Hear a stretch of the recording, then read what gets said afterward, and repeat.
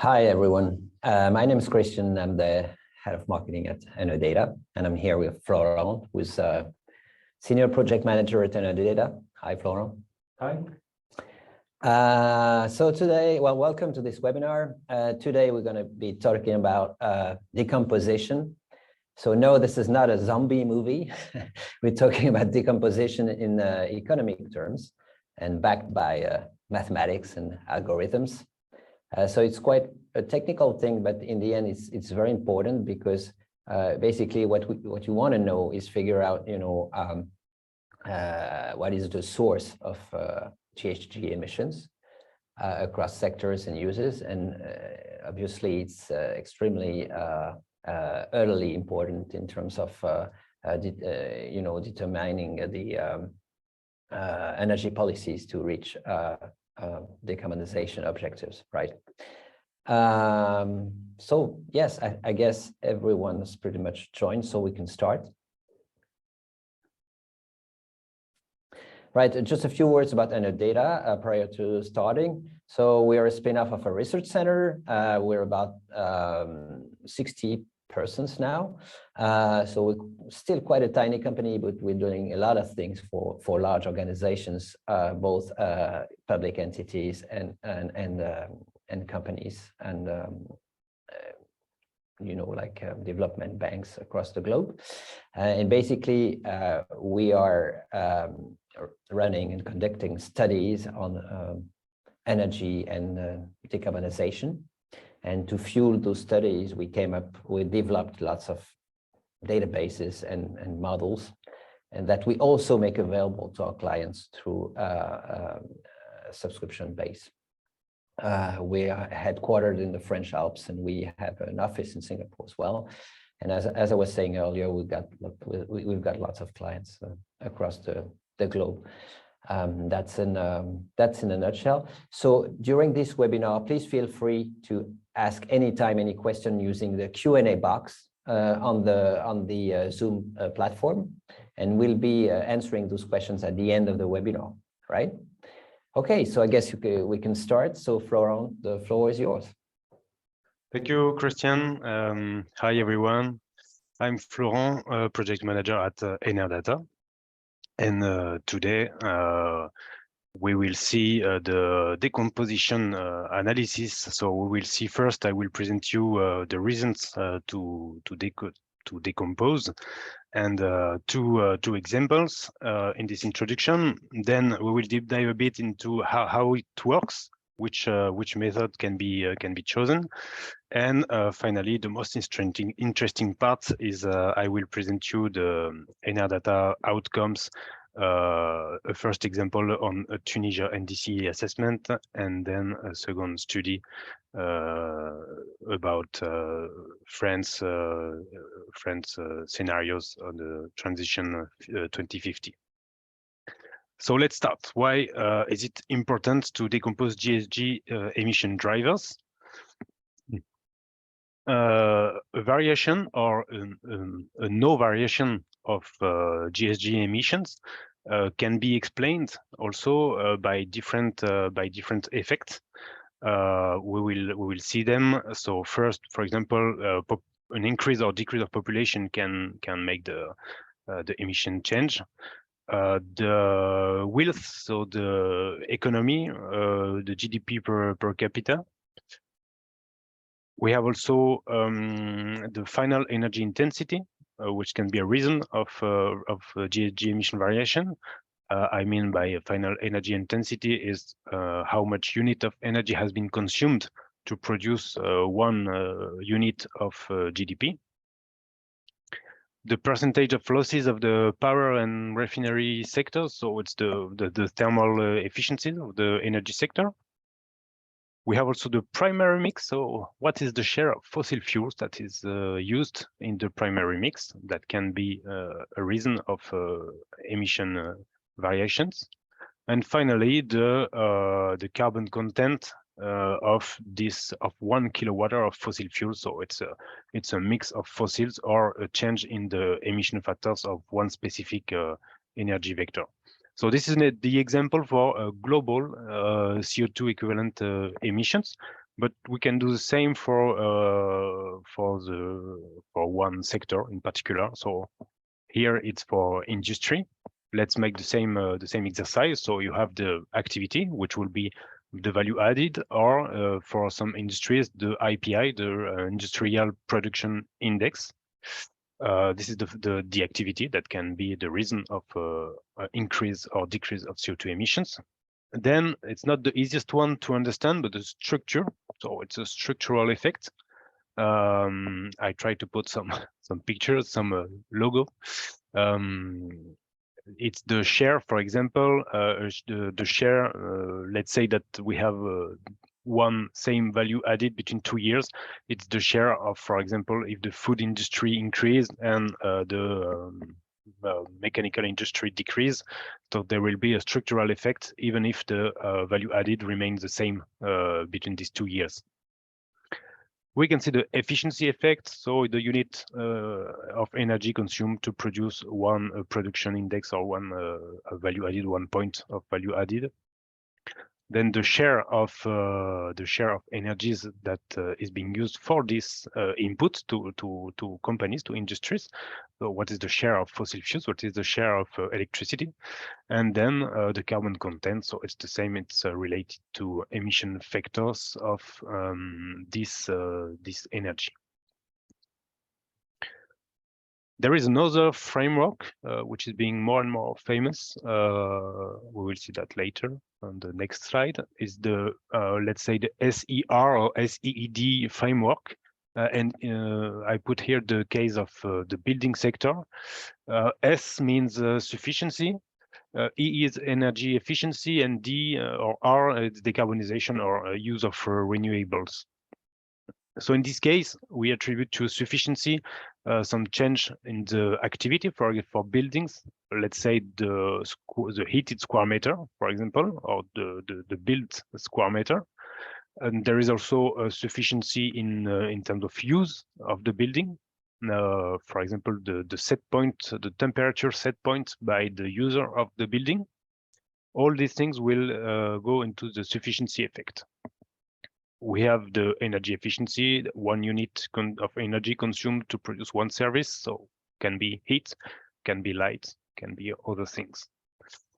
And then decarbonization, which includes the mix of energies and the associated emission factors, which remains the same as previously mentioned. Let's talk now about some examples of what is decomposition. Here I took an example on the energy demand in the transport sector, specifically the cars in the European Union. So this graph is taken from the Odyssey database. And as you can see, at first glance, we see an increase between the 2000 and 2019. So in 19 years, an increase of 15 megaton of oil equivalent. That will be at first glance. But then if we decompose the different effects, we can see that the activity effect contribute to increase by 24 megaton of oil equivalent, and it has been partially offset by energy savings. So by activity effect, I mean we speak about PKM, person kilometer, so the traffic. And for energy saving, we can talk about energy per person per kilometer, which includes the unit consumption of your vehicle, so liter per 100 kilometer, for example.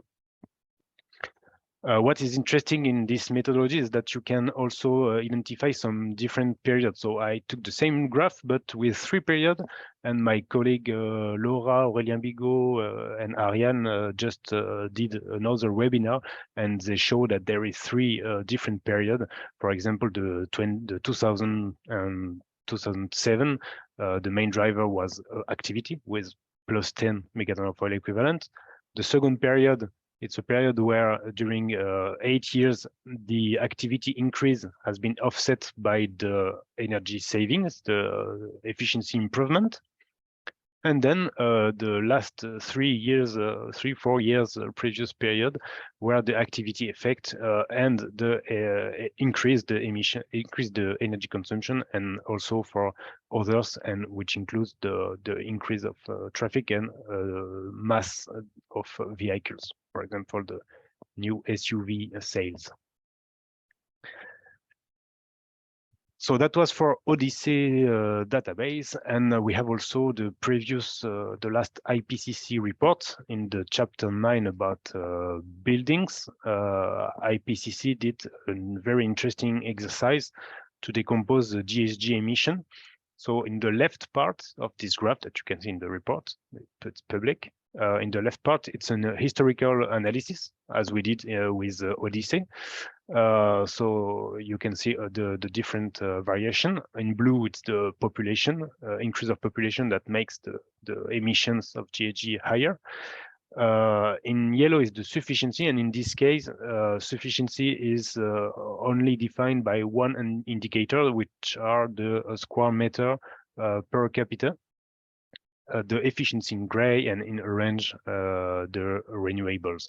So this first part is historical analysis, but then it's quite new and interesting. It's the applying these same methods to prospective scenarios. And in this case, they took 3 scenarios here, which one is the reference scenario from 2020 to 2050. With all the same effect, and then we keep the 2050, and we analyze the difference between the reference scenario and ambitious scenario, which can be net zero. They have all their own name. So the IPCC chose a specific method, we will see that later, to decompose the emissions in prospective scenarios. And that is a really interesting point.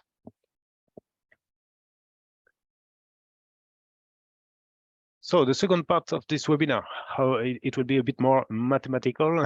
It's how to choose the most appropriate methodology. Sorry for just one word at this stage, prior to digging into the mathematics. Then again, please feel free to ask your questions in the Q&A box, okay? And I'm sure that there'll be pretty, quite a lot of questions in terms of the mathematics part. Go ahead. Okay, thanks.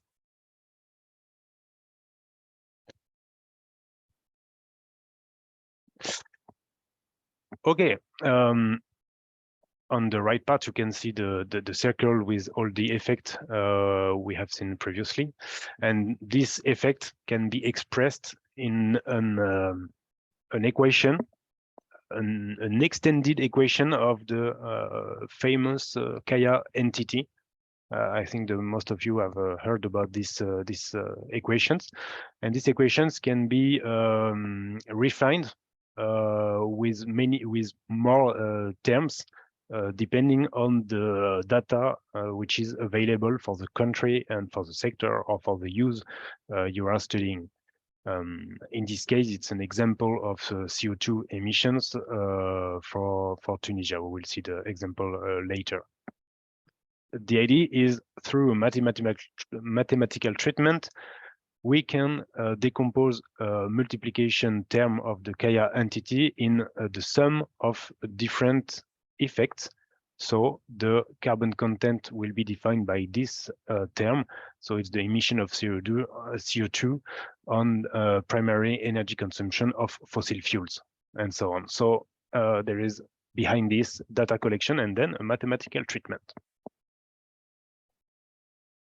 Let's have a look on the different methodologies. I will not explain them, but there are good papers on that, specifically papers from Ang in 2004,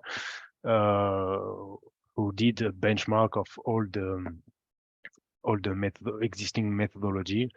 You have here, there are 2 families, the division index and the Lasper-Pache family. Voilà. In our case, in at Enerdata, we used both last per pass approach, which is the case for Odyssey, and LMDE1 methodology. The reasons are listed in the criteria of choice on the right part. This choice depends on the number of effects, so the size of your equations. If you want a residual terms or a remainder, do you want some effects that are attributed to other? And in the case of LMDE1, there is no, so it's an interesting point. There are two questions important. Should it be easy to understand for non-specialists, easy to use for the analyst? And other mathematical properties like time reversal properties, how to deal with zero value. Imagine you have zero consumption of gas 1 year. It can make some trouble in this method. The method which is becoming an industry standard is the LMD1 method. So it's the method applied by the IPCC in the chapter 9. Recommended by the Professor Ang, and that is being used in the next analysis I will show you.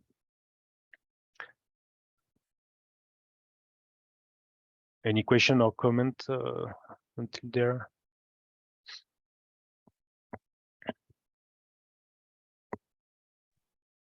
Yes, there's actually one question regarding the beginning of the presentation. Why using the word sufficiency for the building sector?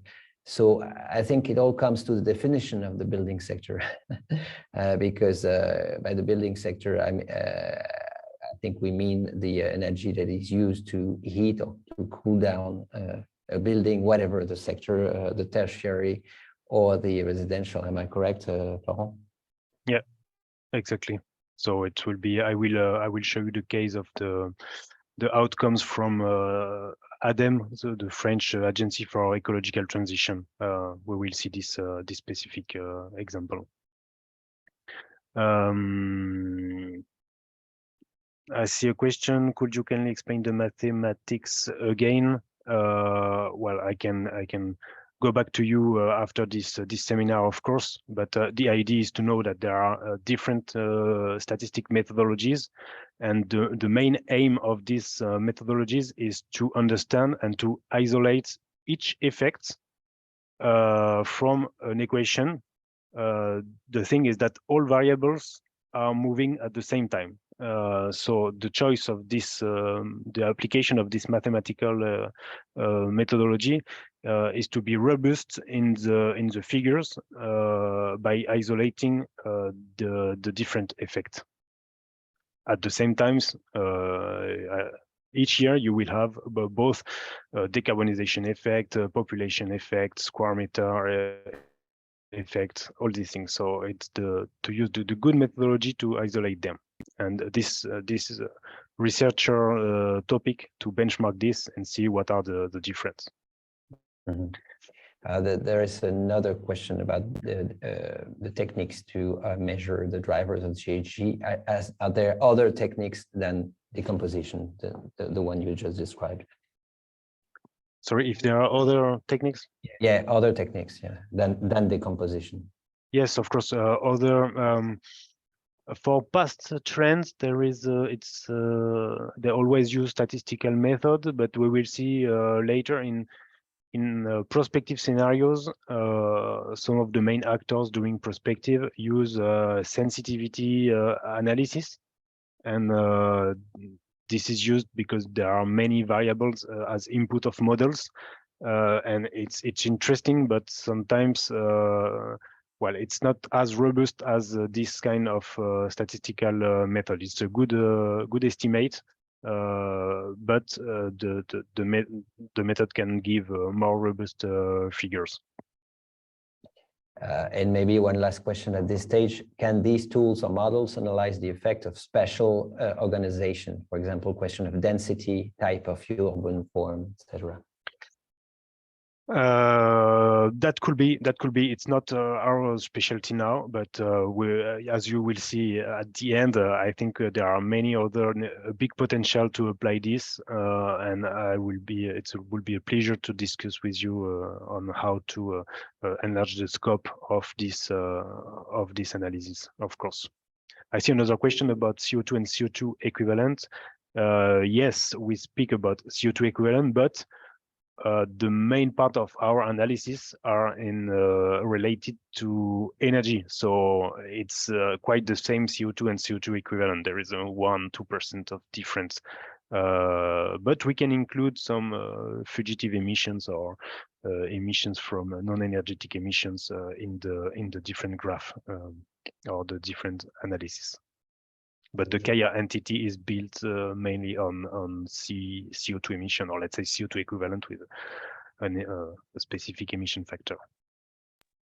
Okay, well, I think at this stage we can move on to the rest of the presentation and take some more questions at the end. Yeah. The first case I wanted to speak is the Tunisian NDC assessment. The scope was GHG emission from the energy combustion and fugitive emission. We use the LMD1 method. The indicators studied are the emissions and the carbon intensity, 2 indicators for 6 sectors: the industry, transport, residential, services, agriculture, and the power sector. We identified up to 7 determinants per sector over the period, over the 2010 and 2020 period, with a time step of 1 year. It's a historical analysis, something quite basic that we do since 20 years. What's interesting is that it will be used for NDC assessment as it can contribute to the transparency report to the IPCC, so to explain emissions. The example here, the example you have on the screen is about the emissions. So I removed the 2020 year, sorry, but with this very special year of COVID, it makes all the figures very different. So let's talk about the normal period, 2015, which is the start of the application of the NDC, and the year 2019.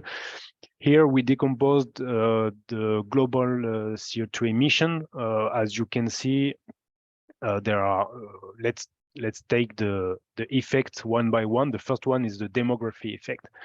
The population grew by 4.5% over this period, which produced an increase of emissions of 1 million of ton of CO2 equivalent. The second effect was the transformation, the power transformation efficiency, thermal losses. We discovered a quite interesting effect contributing to decrease the emission by 600 kiloton of CO2. And seeing in our databases, we saw that in the city of Sousse, 2 combined cycle of gas turbine had been commissioned during this year, so it can be reflected then in the result.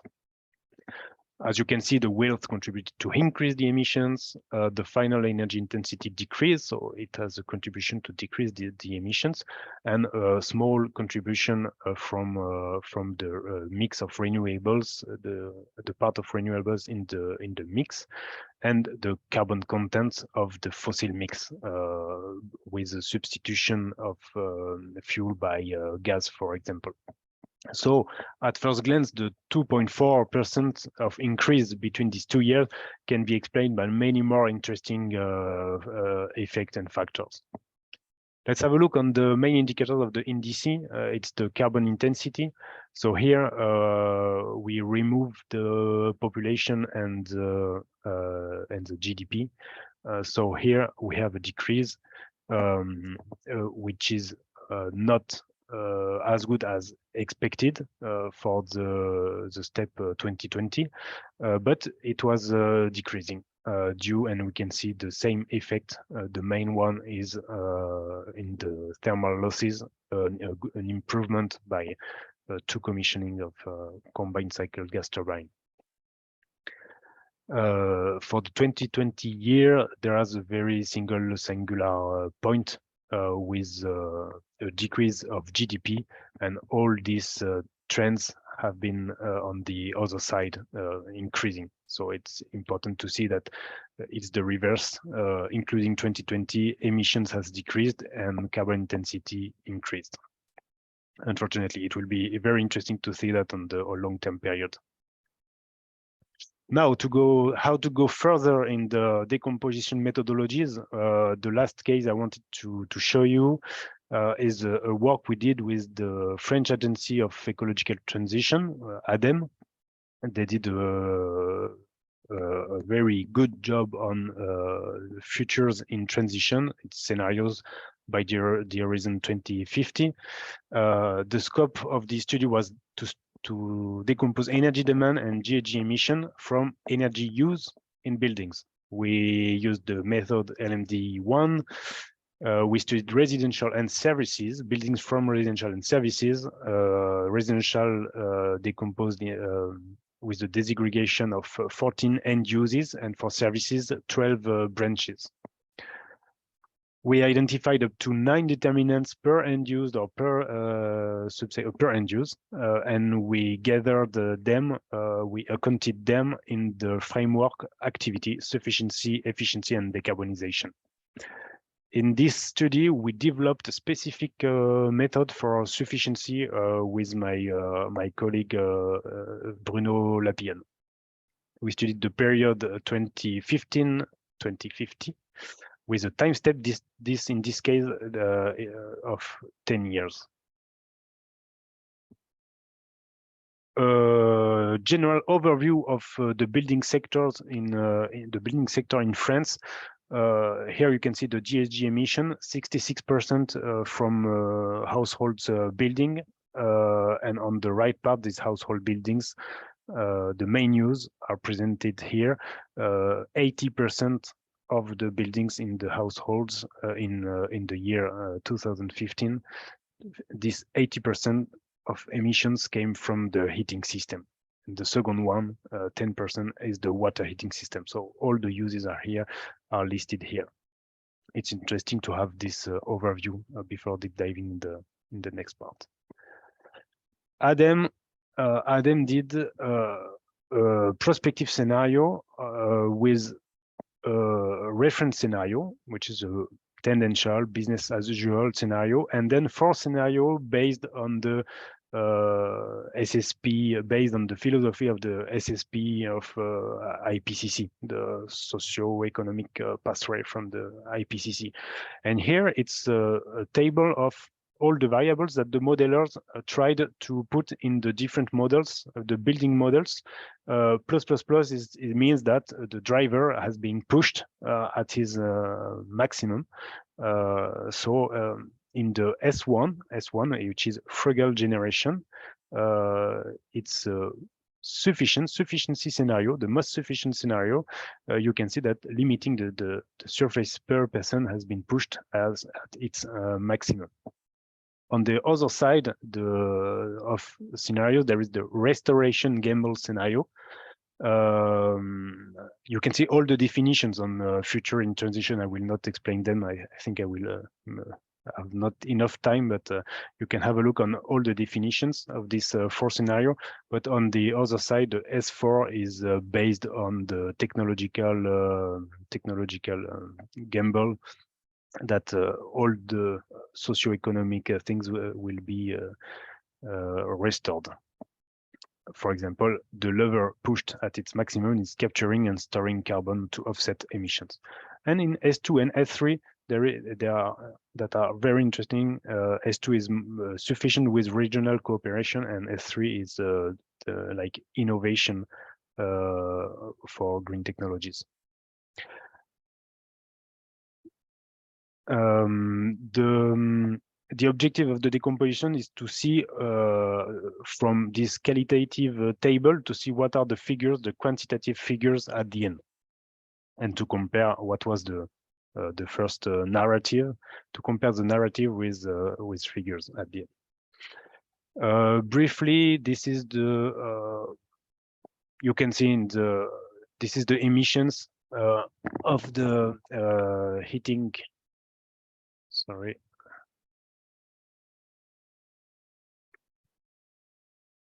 Up. I'm back.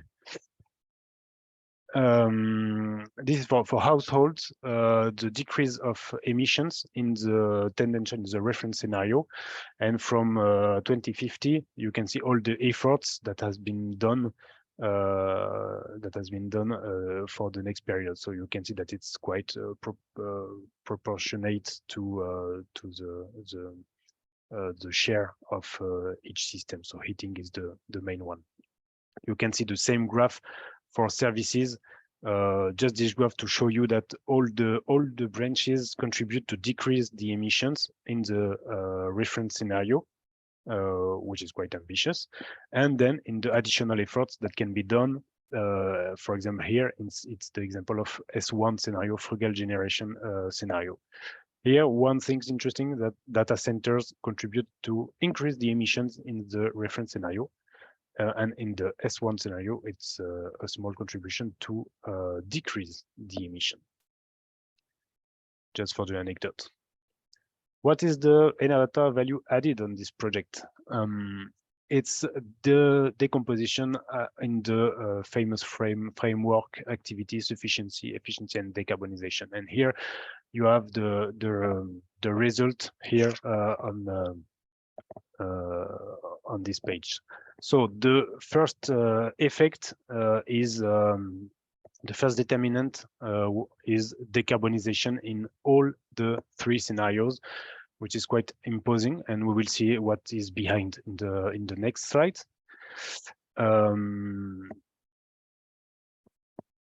For efficiency, we have more efficiency in S4 than S1 and than tangential.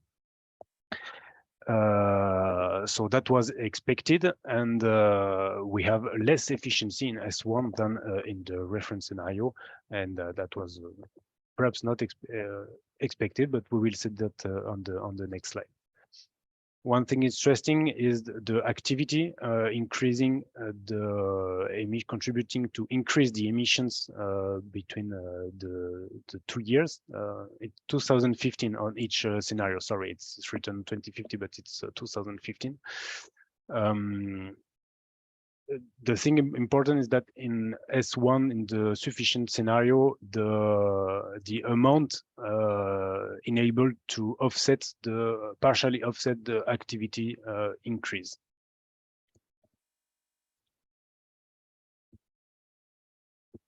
Well, all the results will be published in detail by Adam in the upcoming weeks.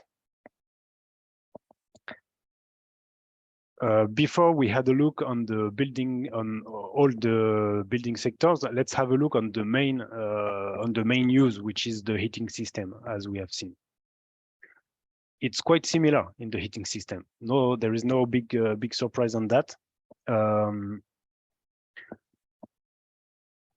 The activity contributed to increase the GHG emission. It's due to the increase by 19% of the heated square meter over this period, mainly due to new buildings. In the S4 scenario, the S4 scenario follows the trends of the reference scenario, but in S1 there is a change, which is a sufficiency. So it's managing this increase of square meter by decreasing by 5% compared to the reference scenario. It means that the heated square meter still continue to increase in S1. Another interesting thing in sufficiency in S1, it's due to the hypothesis that 30% of the population chose to decrease its set point of temperature by 2 degrees. We could have expected more impact of this, but I can explain why it's not so important at the end. The big part of efficiency is mainly driven by thermal insulation and one part of heat pumps. It's the coefficient of performance of heat pumps. And the decarbonization, the biggest one for S1, is due to energy substitution and the integration of renewables in the networks. Behind the decarbonization, as I just said, we have decomposed the decarbonization in three effects, sub-effects. The effect of electrification, meaning to substitute from fossil fuels, for example, to electricity. Then we have the decarbonization of electricity, the renewables to produce electricity. And in light blue, which is the main part, can be surprising also. It's the other mix changes and other decarbonation. It's the substitution, for example, from fuel oil to gas or to district heating, and the change of mix of this gas, so from natural gas to biogas and from and renewables in district heatings. And it is the main part of this decarbonization. The orange part and the dark blue can be mainly explained by the heat pump effect, excluding the coefficient of performance, which is in the efficiency bar.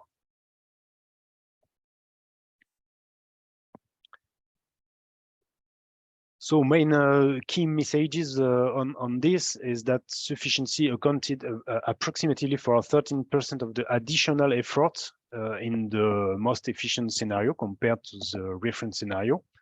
But as you will see in the future published paper by Adam, it's also a major driver in other end uses like the electrical appliances, air conditioning, lighting, in the secondary residences and data centers. So I invite you to see that into details in the next weeks.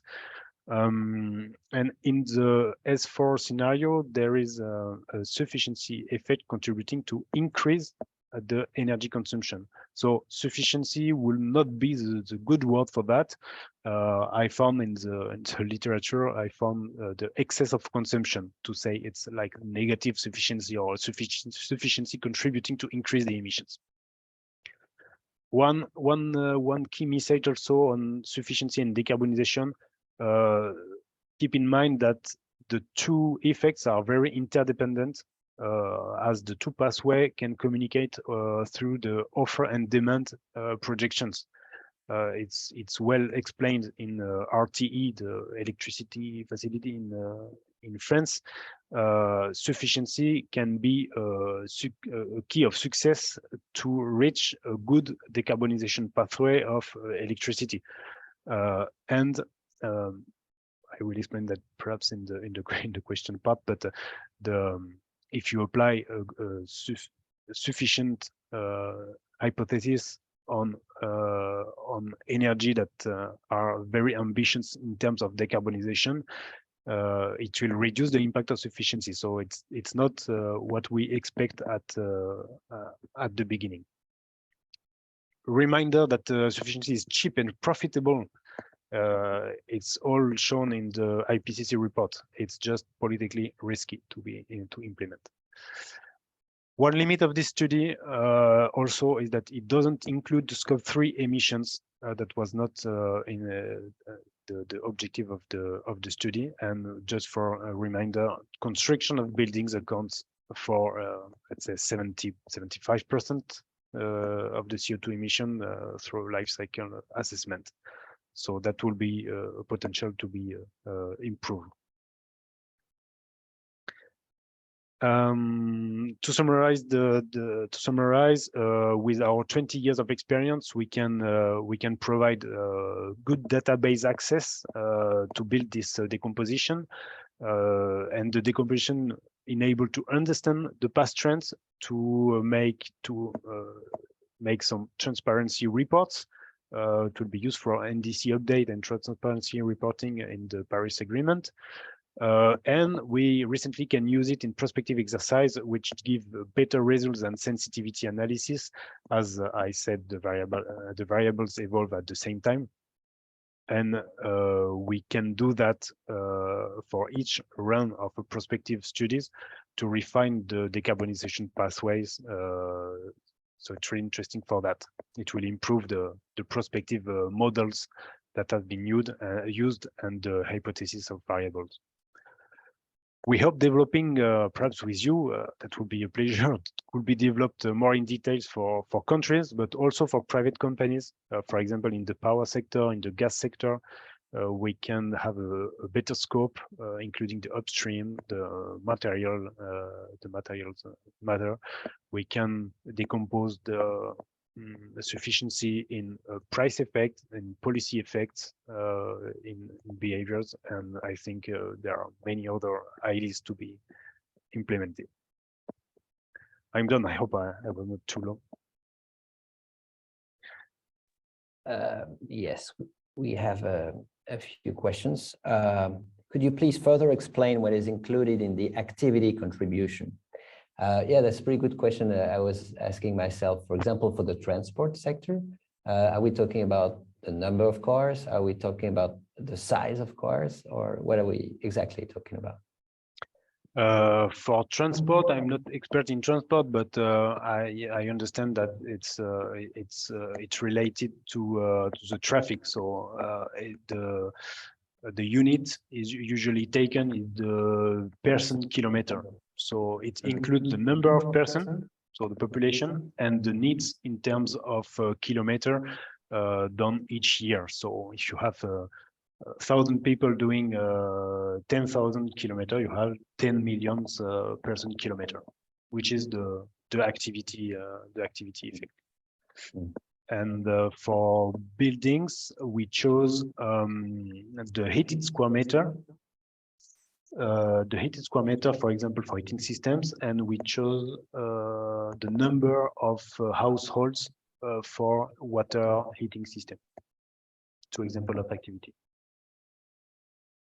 Okay. But in that we had to improve, we had to invent a methodology to isolate a sufficiency effect from this activity.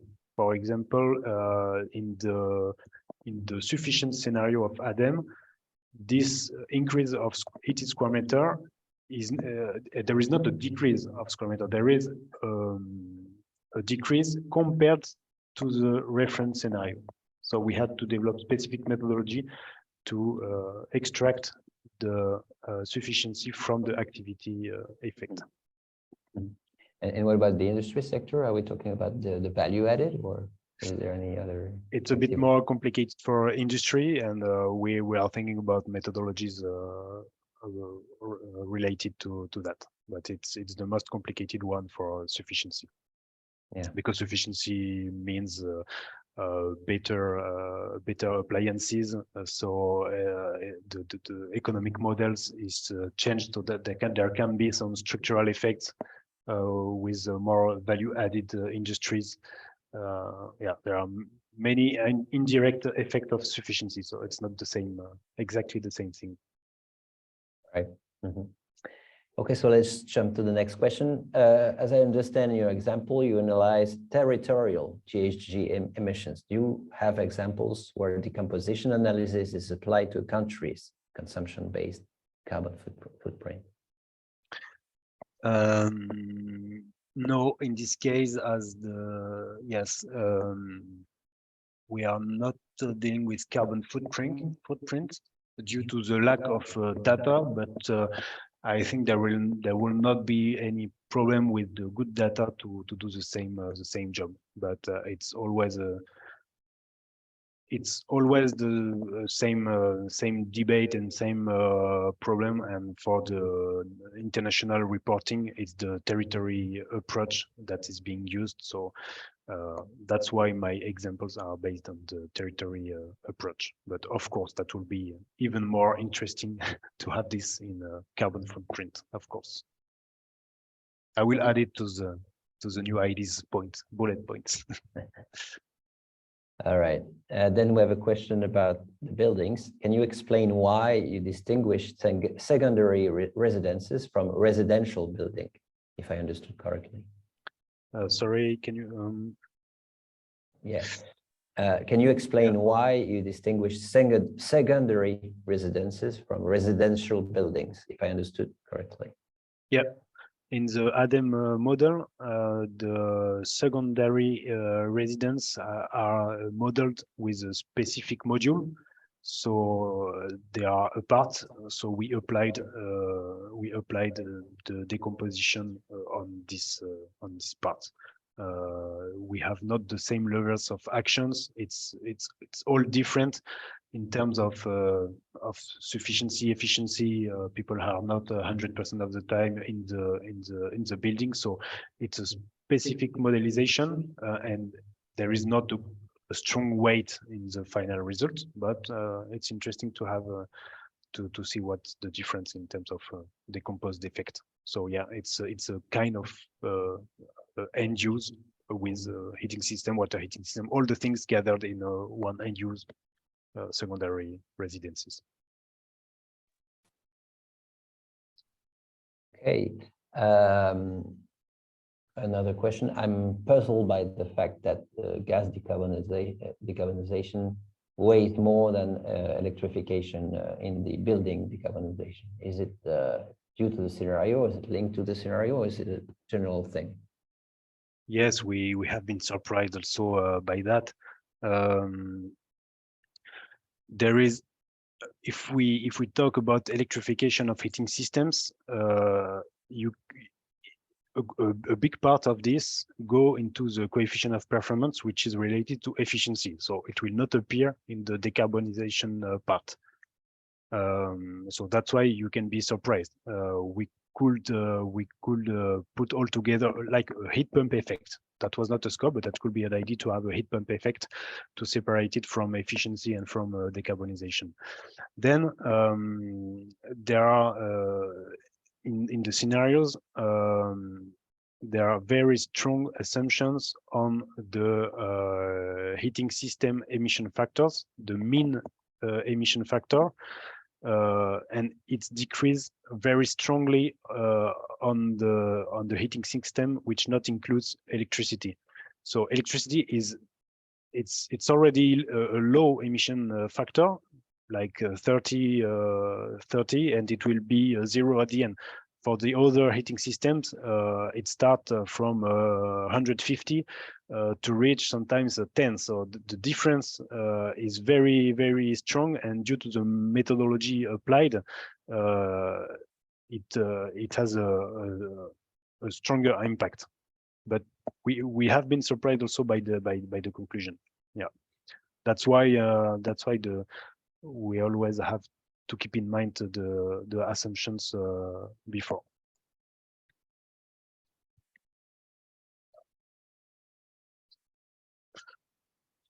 No, perhaps on the link between sufficiency and decarbonization. Perhaps an example. An example in the new buildings, new built houses. The sufficiency is quite high and the efficiency is quite high, so it's almost non-emissive square meter. So we can see it's great. But in the most sufficient scenario, it's where we have the less new square meters built. So the share of this new square meter, for example, 300 million of square meter, in a total amount in 2050 of 3,000 million, 3 billion of square meter, the share remain low compared to other scenarios. So we have a lot of sufficiency applied to a low share of square meter. So that's why the result is not what we expected before. And I hope this result will contribute to improve the next prospective scenarios. It's like, I don't know, counterintuitive. I don't know. It's the good word in English. Okay.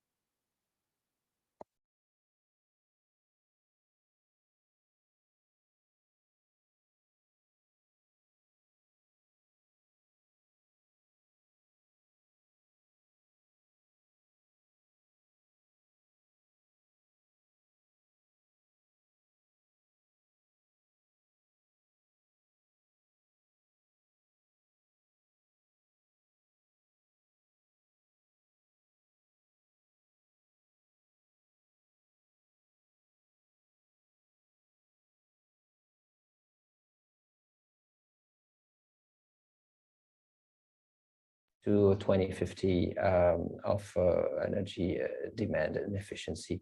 So yeah, in a nutshell, you'll be receiving our recap email, probably by close of business tomorrow or latest, close of business today or latest tomorrow. And by then, feel free to ask any question that you may have and to browse the ODC indicators or the Data website. Thanks very much for your attention today, and have a great day. And thanks, Florent, for the insightful presentation. Thank you. See you next time. Bye-bye. Bye-bye.